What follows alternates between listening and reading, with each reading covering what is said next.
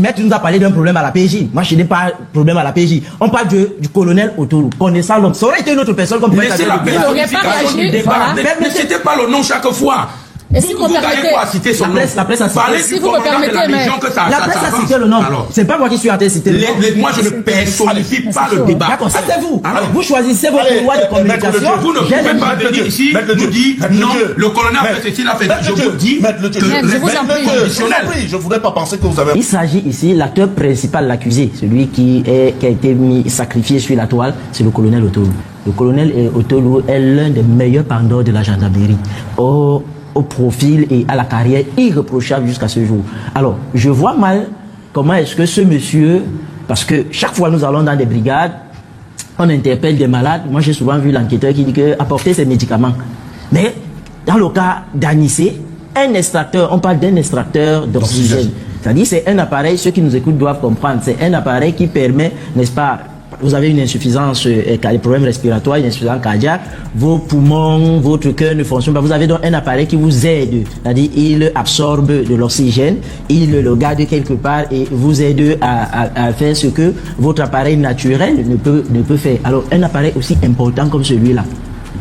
On prend Monsieur Anissé Kané, nous sommes le 13 novembre, si mes souvenirs sont bons, et bien avant, des récits, n'est-ce pas, qui nous viennent de ceux qui ont enquêté, c'est-à-dire les hommes des médias. Monsieur Anissé Kané disait être avec son chauffeur, mais après l'exploitation de ce monsieur Haruna, il a dit que monsieur Anissé Kané l'avait loué. Alors, quand monsieur Haruna a pris, l'appareil est dans la voiture, il est interpellé, l'appareil est dans la voiture est parquée au groupement. Le 15 donc, l'avocat s'est saisi de l'affaire, donc 2 jours après, et ils vont faire une notification au commandant de la Légion. Et dans la note, ce qui est très intéressant, c'est de dire au commandant que nous étions dans vos bureaux et on nous a fait comprendre que vous ne pouvez pas nous recevoir. Ce qui est très faux, parce qu'on connaît M. Otolo. Moi, j'étais encore étudiant, permettez, j'ai eu un problème, j'ai été agressé. Il était à l'époque au groupement du Vouri. J'ai été agressé, j'allais en cabinet faire un travail et sur moi, ma machine avait mes travaux et puis un certain nombre d'appareils, d'instruments techniques de ce cabinet. Alors, on a contacté la brigade de recherche qui était dans la zone où s'est produit pression. On nous a tourné et quelqu'un m'a dit, va au groupement, c'est où j'ai connu Otolo. Il était lieutenant-colonel, il me dit, il y a quelqu'un de très disponible au groupement. Nous sommes allés, nous l'avons rencontré, le secrétariat n'avait pas, j'étais encore un étudiant. Quand j'ai posé mon problème, il m'a dit, petit, rentre à la maison, vous aurez votre appareil. Je suis sorti du groupement à 13h, le lendemain à 9h.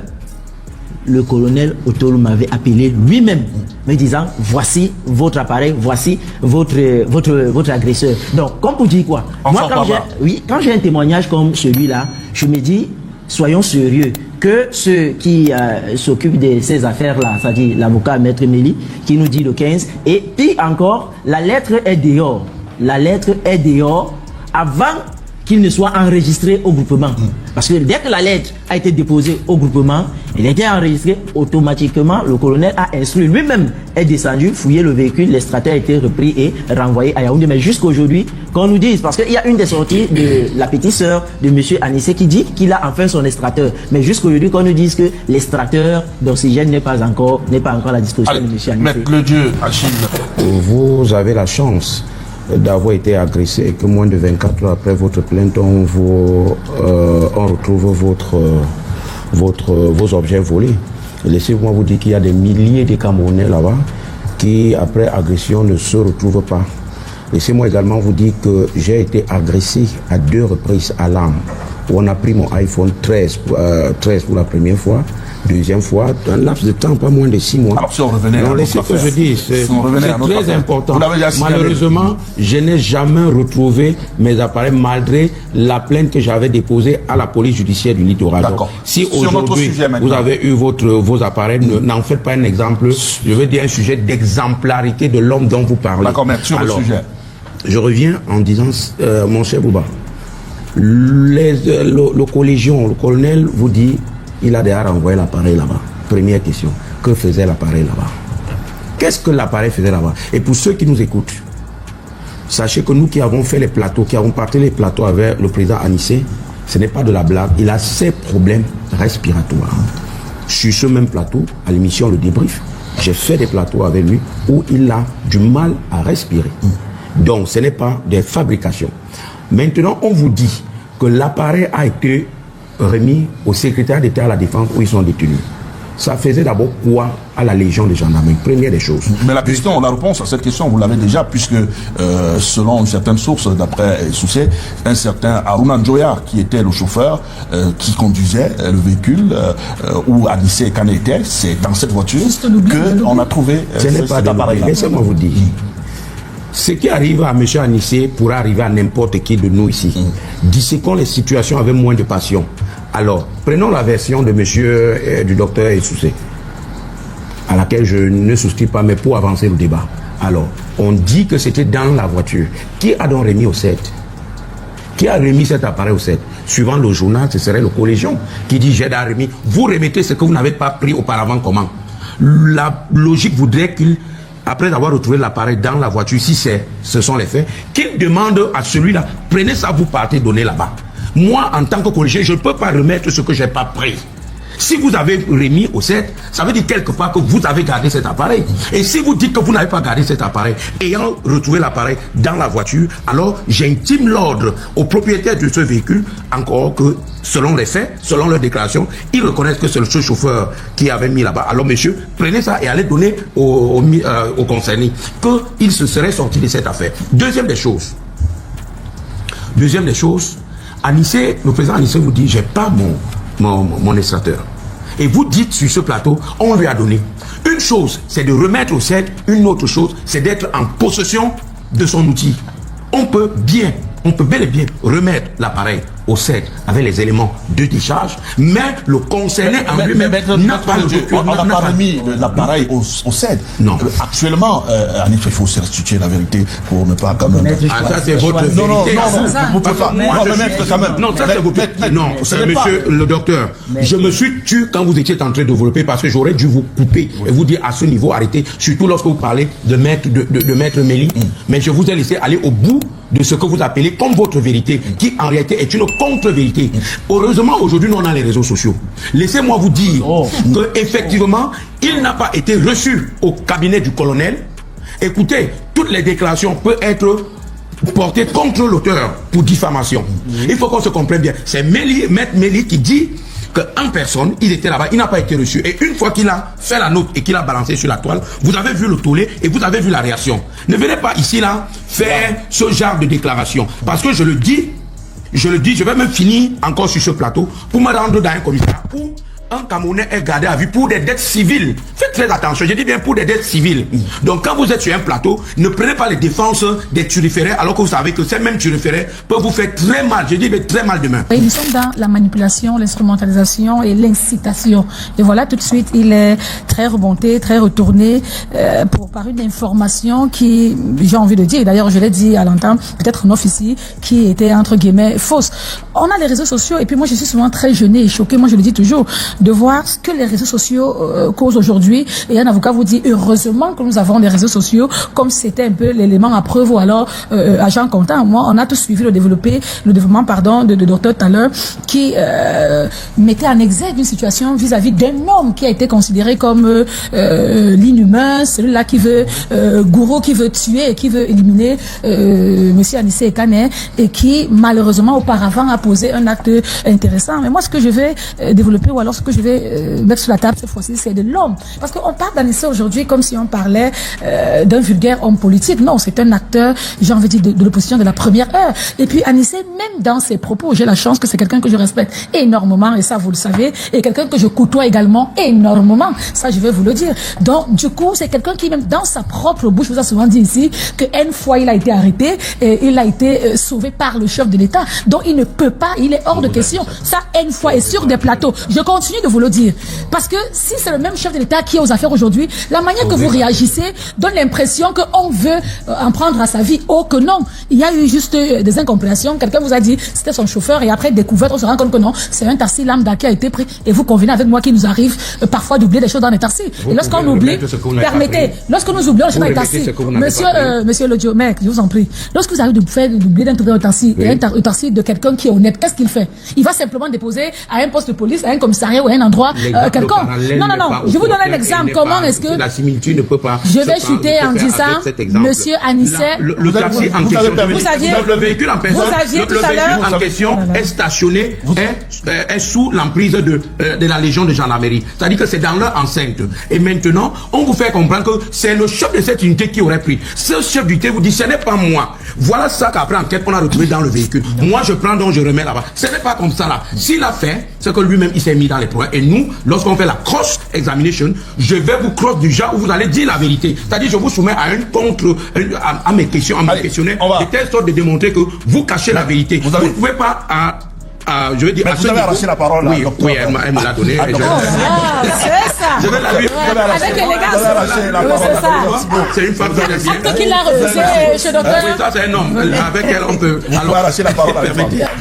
Alors, regardez, si le colonel l'a fait, c'est le lieu également pour moi de dire que ça peut être une imprudence. Déjà que ça devient une affaire d'État, que c'est vous qui serez le bourreau. C'est ok, j'ai retrouvé là-bas. J'intime donc l'ordre à celui qui l'a posé, notamment au moins le chauffeur, de prendre et de remettre en ici que moi je serai hors de tout ça. Or, lorsque vous dites que j'ai pris, j'ai remis là-bas, première question de cross, vous avez pris. Mais si le chauffeur, est-ce que c'est vous qui avez la l'hypothèse là-bas? Est-ce que vous avez vu l'hypothèse? Ça peut aussi y arriver, selon laquelle le chauffeur qui a été pris et gardé à vue ne pouvait pas, il est interpellé, ne pouvait plus peut-être se déporter vers. Bouba, il faut dire qu'on a pris. Maître choisi de prendre le couloir qui l'arrange. Non, c'est pas le couloir qui m'arrange. Je suis assez logique. C'est vous qui êtes dans une. Le docteur parle depuis au mode indicatif, c'est-à-dire la certitude. Alors que lui n'a pas rencontré le colonel pour avoir sa version des faits. Donc il faut rester conditionnel. Vous ne pouvez pas rester au mode indicatif. Permettez-moi. Je ne sais pas si lui, le docteur, a déjà eu à partager un plateau avec le président Anicet. Moi, je l'ai déjà vu. Il faut voir comment il se bat. Nous l'avions tous fait, monsieur. Nous l'avions tous fait, ça vous le savez. Je voudrais qu'on rétablisse. En 30 secondes. Docteur Soussé, l'information, à partir du moment où l'information est donnée, n'est-ce pas, dans des canaux normaux, où la procédure de l'information est suivie, alors on se sert de cette information. Je ne me sers pas d'une information qui est dans les réseaux sociaux. Je me sers d'une information qui est dans des médias traditionnels. Maintenant, je continue. Quelle est l'information que vous avez? D'accord. Ici, le problème, c'est de savoir qui est mis en exergue. Si Maître nous a parlé d'un problème à la PJ, moi je n'ai pas de problème à la PJ. On parle du colonel Otolo, connaissant l'homme. Ça aurait été une autre personne qu'on pouvait laisser la N'hésitez pas le nom chaque fois. Et si vous permettez, la presse a cité. Si vous me permettez, mais la presse a cité le nom. C'est pas moi qui suis en train de citer le nom. Moi, je ne personnifie pas le débat. D'accord, ça c'est vous. Vous choisissez vos couloirs de communication. Vous ne pouvez pas venir ici nous dire non, le colonel a fait ce qu'il a fait. Je vous dis que je vous en prie. Je ne voudrais pas penser que vous avez un problème. Mais je vous en prie. Il s'agit de personnes, je vous en prie. De la même manière, si vous me permettez, que vous avez fait des plateaux avec Anicet, de la même manière, je l'ai fait. Et je vous dis, au-delà des plateaux, c'est un ami. Alors, à vous entendre parler, on a l'impression qu'on a affaire à un roi. Non, il n'est pas, c'est pas quelqu'un qui va mourir du jour au lendemain. C'est l'impression que vous donnez. Je vous en prie, c'est l'impression que vous donnez. Oh là là. L'impression que vous voulez donner à Camerounais. L'impression. On vous laisse parler quand même. Vous parlez, on vous laisse parler. Le président Anicet va certes mal, mais il n'est pas à la porte de la mort. On dit que à l'instant où nous parlons, il a son appareil avec lui. C'est ce qu'on vous fait comprendre. Allez, on a vu. Il n'y a pas d'amis en dictature. On a vu Serge Anthony et Onguéné très calme qui écoutait religieusement. On sort par là. Qu'est-ce qu'on retient? Quelles leçons devons-nous retenir de cette affaire? On devrait retenir deux choses. La première, c'est que nos services de sécurité sont là pour les populations. Et M. Anicet Kane, que je connais particulièrement, fait partie de ces populations-là. Je dis, permettez, je vous en prie, maître. Donc ça fait donc que dans le cadre du rendu du service public, nous tous nous sommes d'accord ici que les prouesses de la gendarmerie honorent la sécurité globale au Cameroun. Ça veut donc dire que, partant de ce postulat-là, il est difficile d'incriminer, même s'il y a des brebis galeuses partout, surtout au regard d'une enquête aussi sensible avec un homme politique de cette trempe, que l'on veuille s'amuser avec sa vie. Parce que pour ceux qui fréquentent ou qui connaissent monsieur Anicet Kane, ils sont au moins au fait de ses antécédents sur le plan de la santé. Donc, cela voudrait dire que on ne saurait, de but en blanc, jeter l'anathème sur un responsable de la gendarmerie comme le commandant de Légion. Ça participe tout simplement d'une manipulation ou d'un projet visant ternir à déshumaniser l'image des Pandores. Parce que ne l'oublions pas, maître, nous restons dans le cadre d'une procédure qui est en cours. Et chacun y joue de sa corde. Je crois que c'est davantage de ce dont il est question. Maintenant, tout ce que nous devons dire, c'est happy end. Parce que M. Anissé Kane a retrouvé son équipement qui permet à ce qu'il se porte mieux. Et c'est le plus important. Et d'un autre côté, je crois que nous devons continuer plutôt à encourager nos Pandores, parce que l'élément que vous n'avez pas relevé dans ce qui s'est passé, c'est la célérité avec laquelle la gendarmerie a dû trouver la solution. Ça veut dire, si c'est une enquête interne qui était instruite, elle est allée très vite pour pouvoir trouver la solution. Qu'est-ce qui justifie la célérité? On n'est pas sur des subjectifs. De même, je vais vous dire, pour sortir, M. Bouba, sur ce sujet.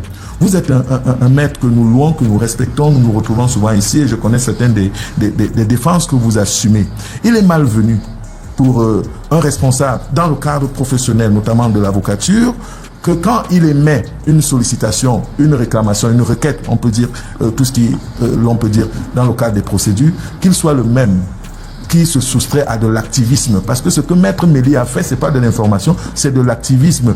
Tout simplement, parce que vous savez, et ça je le sais au moins, qu'il y a des mécanismes de recours que vous avez à votre niveau pour faire soumettre, parler d'un problème qui a un souci dans le cadre de votre procédure. Il ne l'a pas fait, il a encore choisi. Et le truc, c'est que les lanceurs d'alerte qui diffusent toujours ces informations, ce sont les mêmes. Ça aussi, il faut l'analyser. Comment on fait pour les transmettre des documents? Moi, par exemple, je connais où certains sont tapis à Paris, mais je les ai jamais fréquentés. Pourtant, je connais des choses, il y a des choses que je réprouve souvent, que je peux donner.